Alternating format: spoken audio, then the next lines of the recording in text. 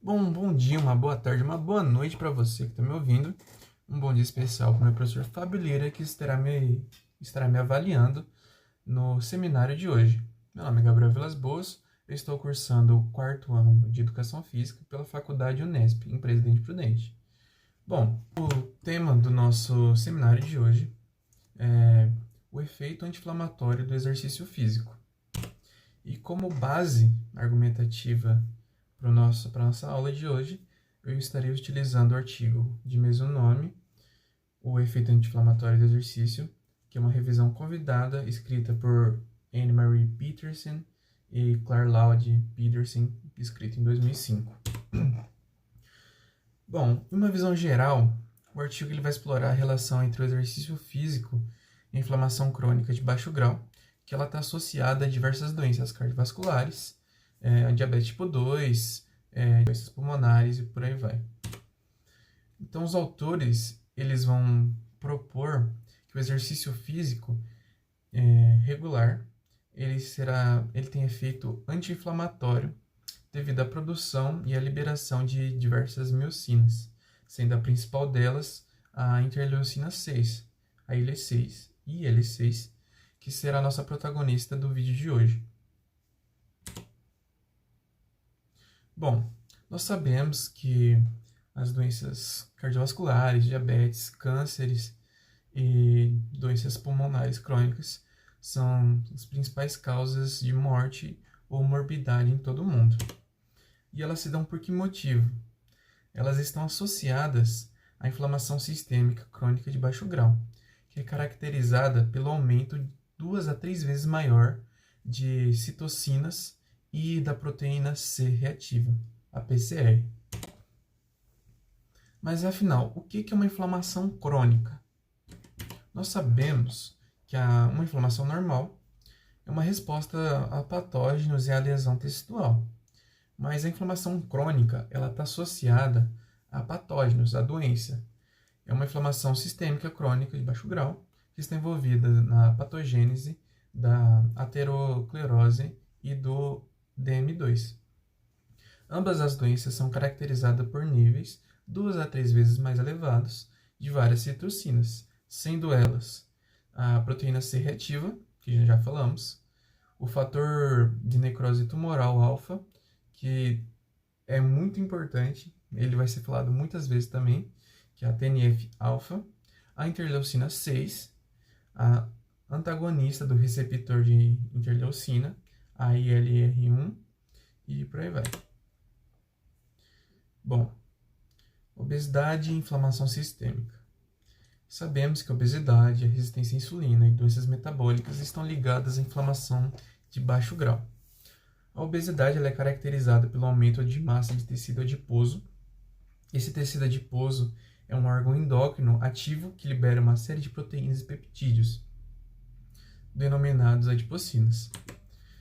Essas adipocinas elas influenciam uma variedade de processos biológicos, incluindo o metabolismo lipídico e glicídico, pressão arterial, função endócrina, angiogênese e homeostase vascular.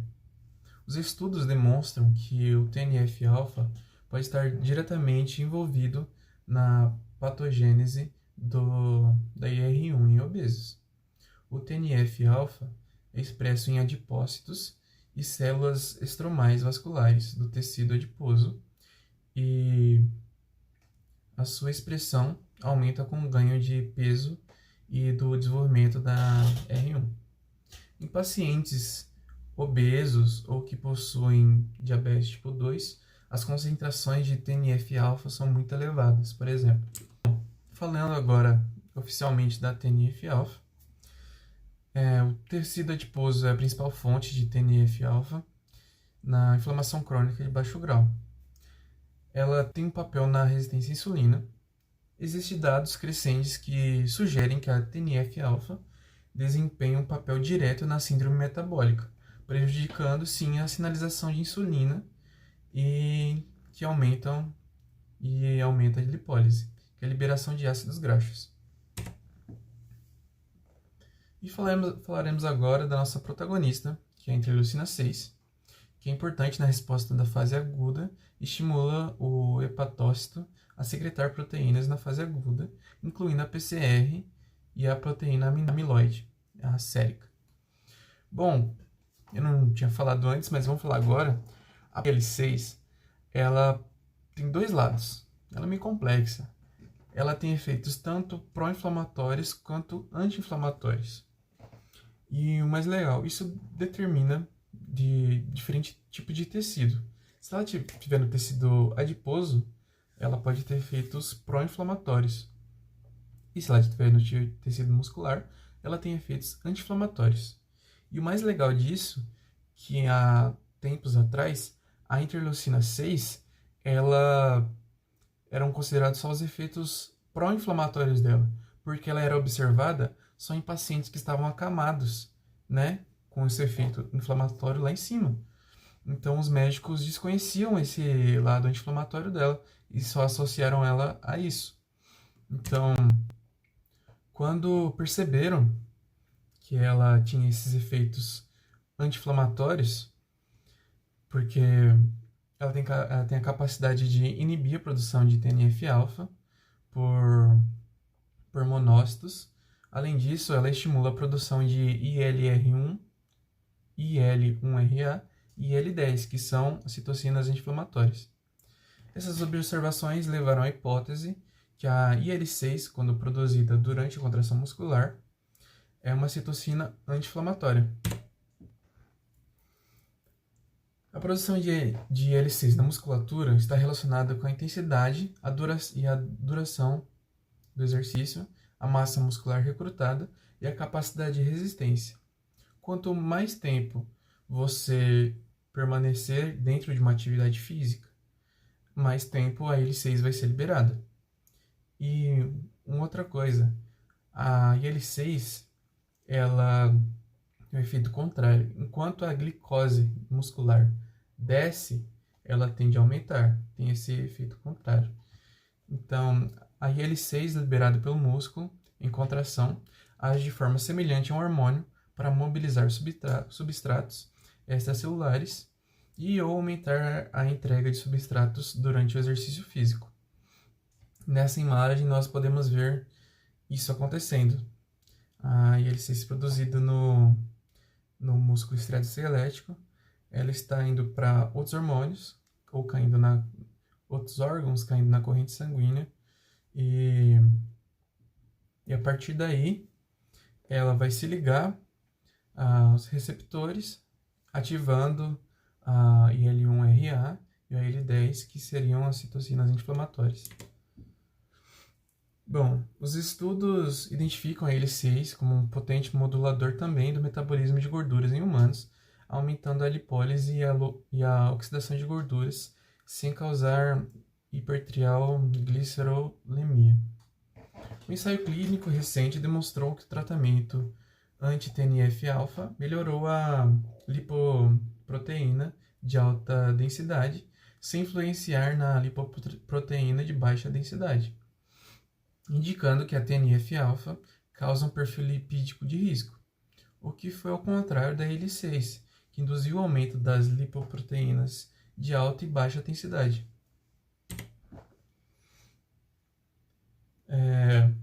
Respostas de citocinas à sepse e exercício. A sepse, como nós vamos ver na outra figura, é uma resposta inflamatória severa de um organismo e de uma infecção. Bom, então ocorre uma cascata inflamatória que segue a ordem da TNF-alfa, a IL-1, IL-6, IL-1RA e IL-10. Eu vou explicar no slide que vem, vocês vão entender melhorzinho isso aqui. Então, as citocinas pró-inflamatórias locais estimulam a produção de IL-6, que possuem função tanto pró quanto anti-inflamatória. A resposta anti-inflamatória ao exercício físico é distinta, pois aumenta os níveis de TNF-alfa e IL-1 durante o exercício físico. E a IL-6 é a primeira citocina a aumentar significativamente, cerca de 100 vezes só isso, ela aumenta só 100 vezes mais só. Em seguida, pelo aumento de citocinas anti-inflamatórias, como a IL-1RA e a IL-10.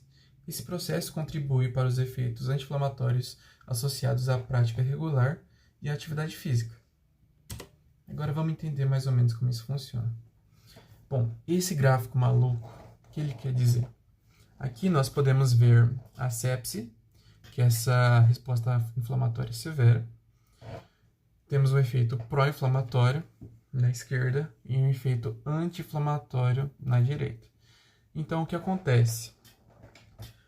Ocorre essa cascata, que ela inicia com a TNF-alfa e a IL-1 sendo aumentadas. Elas são responsáveis por ativar o sistema imunológico de forma intensa, muitas vezes gerando uma inflamação generalizada. Após isso, a gente tem um aumento exponencial da IL-6, que tem funções tanto pró-inflamatórias quanto anti-inflamatórias. Na sequência, aparecem citocinas anti-inflamatórias, como a IL-1RA e a TNF-R, aqui, que são receptores solúveis de TNF. E a IL-10, aqui, ó, você vê que ela sobe de uma vez, que elas vão atuar para conter os danos dessa inflamação excessiva. Agora, quando temos essa resposta inflamatória no exercício, acontece uma coisa diferente. No exercício, tem uma resposta muito diferente da sepse. Não há o aumento da TNF-alfa nem da IL-1. Não ocorre essa ativação significativa dessas citocinas pró-inflamatórias, como vocês podem ver aqui, diferente da outra. A primeira citocina que aparece em grande quantidade é a IL-6, que é liberada principalmente pela contração muscular e a queda do glicogênio dentro do músculo. Ela tem papel tanto metabólico, como a regulação energética, quanto anti-inflamatório. Em seguida, vem aumentando os níveis de IL-1RA, TNF e IL-10, que são as citocinas anti-inflamatórias, que ajudam nas inflamações e gerar os benefícios sistêmicos. A proteína C reativa, ela só eleva entre 8 a 12 horas após o exercício, diferente da sepse, onde a ativação é muito mais imediata. Bom, para concluir, o exercício regular reduz a inflamação sistêmica de baixo grau, protegendo contra doenças crônicas, como diabetes tipo 2 e doenças cardiovasculares. Esse efeito ocorre principalmente pela liberação de IL-6 pelo músculo, que estimula citocinas anti-inflamatórias, como a IL-1RA e a IL-10, e inibe as pró-inflamatórias, como a TNF-alfa. Além disso, a IL-6 melhora o metabolismo de lipídios e ajuda a prevenir a resistência à insulina induzida pela TNF-alfa. Bom, essa foi a referência que eu utilizei, que é o artigo. E muito obrigado pela companhia de vocês. Muito obrigado por terem assistido até aqui. E é isso. Valeu!